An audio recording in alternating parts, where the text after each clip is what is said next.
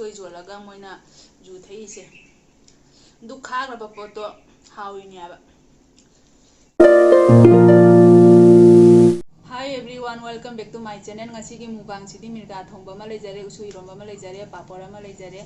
अदो आई मैम चाबा होजरगे दो अहानबगी हिंजांग सिदी मिर्गा थोंबदगी हाना चाजरगे चिना मैम। अदो साबनिना बको एकदम थोंलोरपदने फिबम अमा ताय। चाखुंगा जाम साबनि अखोय मुंजे। हिंजांग मसु सिदी लोरे।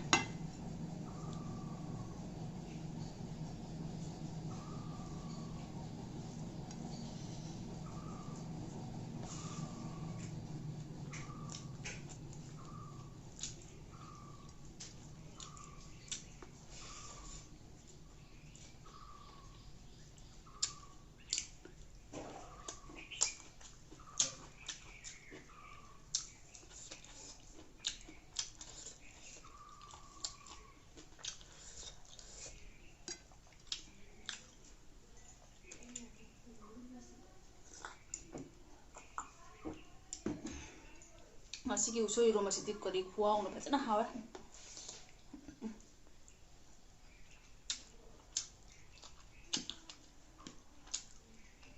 morong atani ngasanga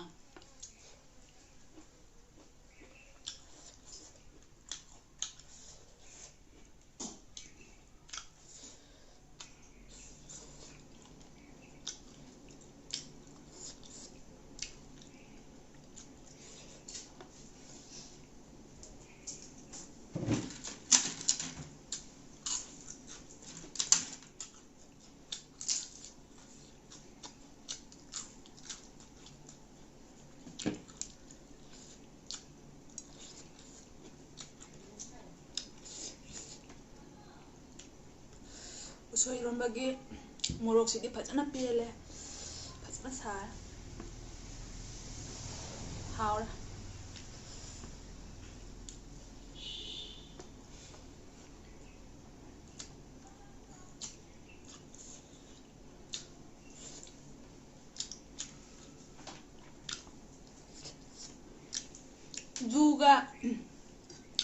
juga usoi ga mana haramani जू थपगी दमक्तनी बको उसोई जोलगा मोइना जू थैसे दु खाग्रबा पोतो हाउइनियाबा।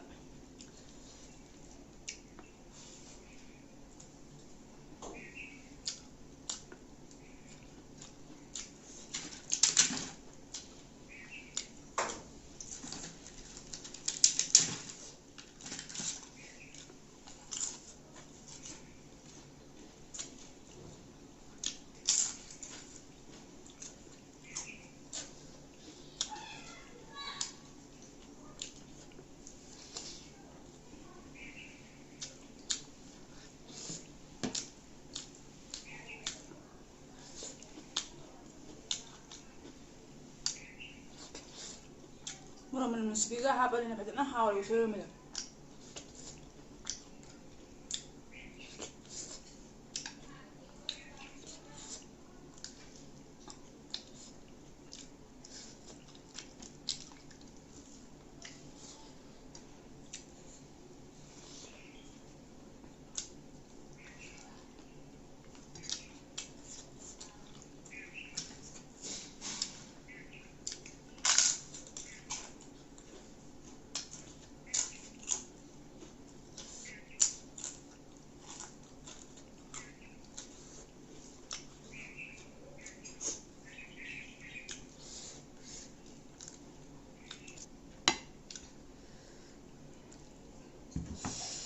anama kumsi thau dabrina anama gamta saningai leidra chaba phangdra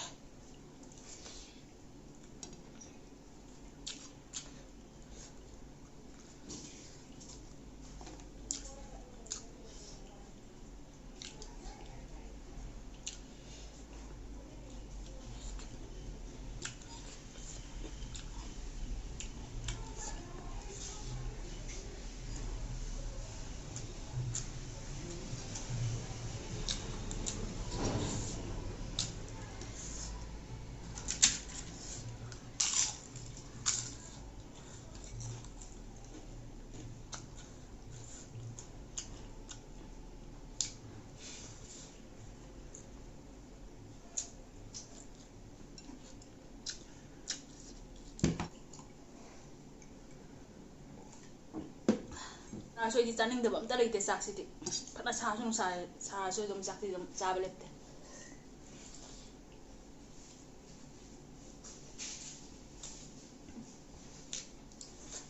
ꯅꯨꯡꯁꯥ ꯁꯥꯕ ꯀꯩꯅꯣ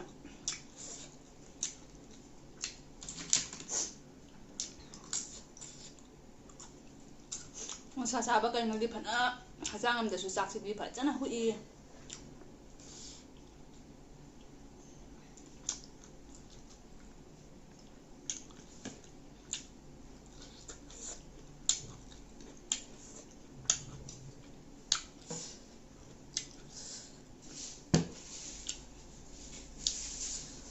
ꯑꯩꯁꯦ ꯃꯌꯥꯝ ꯀꯣ ꯑꯗꯨꯝ ꯐꯖꯅ ꯇꯤꯡꯈꯠꯇꯅꯅꯦ ꯊꯛ ꯅꯤꯡꯅ ꯍꯧꯔꯁꯨꯅꯦ ꯆꯥꯛ ꯄꯨꯈꯝ ꯑꯃ ꯑꯗꯨꯝ ꯆꯥꯏ ꯑꯗꯨꯅ ꯑꯩꯈꯣꯏ ꯏꯃꯨꯡꯒꯤ ꯃꯤꯅ ꯊꯥꯖꯗꯦꯕ ꯑꯩꯁꯦ ꯃꯁꯥ ꯅꯨꯡꯉꯥꯏꯖꯔꯒ ꯆꯥꯛ ꯆꯥꯔꯤꯌꯦ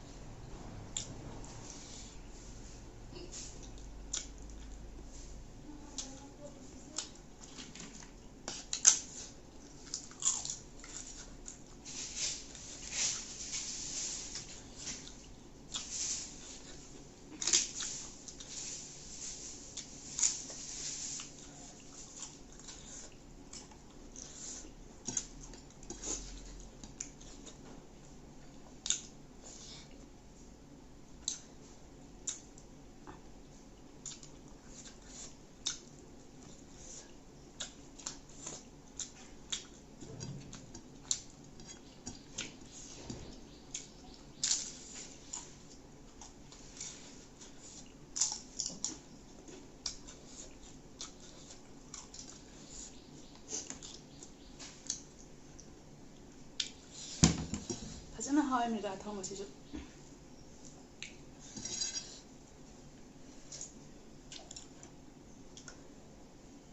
ꯍꯩꯖꯤꯜꯂꯒ ꯑꯩꯗꯤ ꯍꯤꯟꯖꯥꯡ ꯃꯍꯤ ꯌꯥꯝꯅ ꯖꯣꯡ ꯖꯣꯡ ꯂꯥꯡꯉꯒ ꯆꯥꯕꯗꯣ ꯄꯥꯝꯗꯦꯕ ꯉꯥ ꯊꯣꯡꯕꯗ ꯑꯗꯨꯝ ꯍꯥꯎꯅ ꯊꯨꯝꯅ ꯃꯍꯤ ꯀꯨꯡꯅꯀꯣ ꯈꯇꯪ ꯆꯥꯕꯗꯨꯅ ꯄꯥꯝꯖꯩꯌꯦꯕ ꯁꯧꯒ꯭ꯔꯤꯒꯨꯝꯕꯗꯗꯤ ꯃꯍꯤ ꯂꯥꯡꯉꯁꯨ ꯀꯥꯏꯗꯦ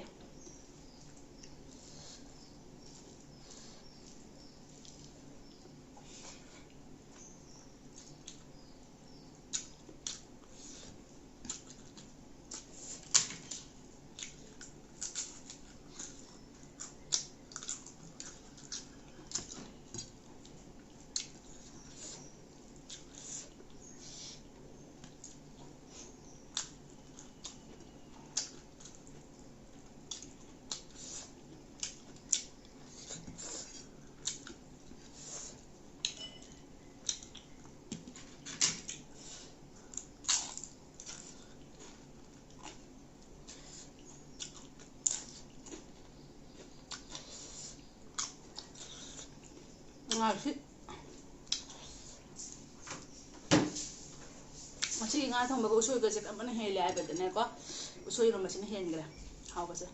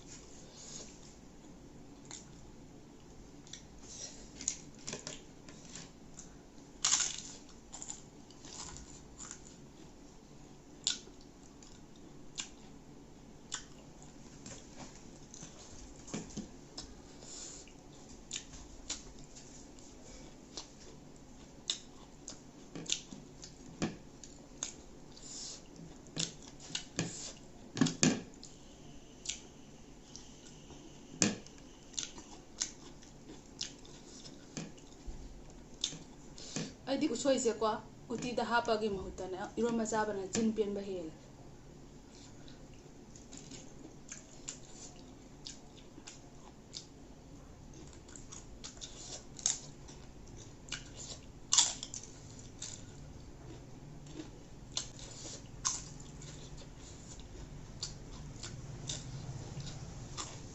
ꯂꯥꯁꯇ ꯃꯣꯔꯣꯛ ꯁꯥꯔꯒ ꯎꯁꯣꯏ ꯉꯥꯛꯇ ꯏꯔꯣꯟꯕ ꯆꯥꯔꯃꯤꯅ ꯑꯗꯣ ꯃꯌꯥꯝ ꯃꯇꯥꯡꯁꯤꯗ ꯚꯤꯗꯤꯑꯣꯁꯦ ꯁ꯭ꯋꯥꯏꯁꯤꯒ ꯂꯣꯏꯁꯤꯟꯖꯔꯒꯦ ꯅꯧꯅ ꯌꯦꯡꯕꯤꯁꯤꯅ ꯑꯣꯏꯕ ꯇꯥꯔꯒꯅ ꯂꯥꯏꯛ ꯁꯤꯌꯔ ꯁꯕꯁꯀ꯭ꯔꯥꯏꯕ ꯇꯧꯁꯟꯕꯤꯔꯝꯃꯣ ꯉꯁꯤꯒꯤꯗꯤ ꯕꯥꯏ ꯕꯥꯏ